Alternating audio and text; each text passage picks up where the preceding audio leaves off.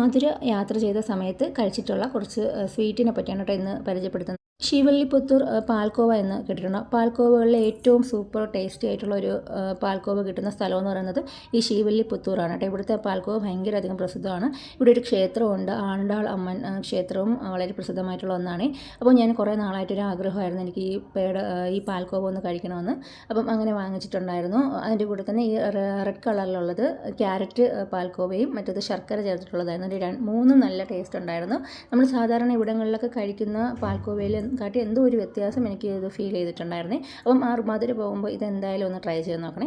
പിന്നെ മധുരയിൽ തന്നെ നമ്മുടെ സ്ട്രീറ്റിൽ മീനാക്ഷി അമ്മൻ ടെമ്പിളിൻ്റെ ഓപ്പോസിറ്റുള്ള സ്ട്രീറ്റുകളിൽ നിന്ന് കിട്ടിയിട്ടുള്ളൊരു വിഭവമാണ് ഈ കാണിക്കുന്നത്. ബോളിയാണ് ഇത്. പക്ഷേ ഇതിൻ്റെ ഉള്ളിൽ ഫില്ലിങ്സ് ആയിട്ട് ചേർത്തിരിക്കുന്നത് ശർക്കരയും തേങ്ങയുമാണ്.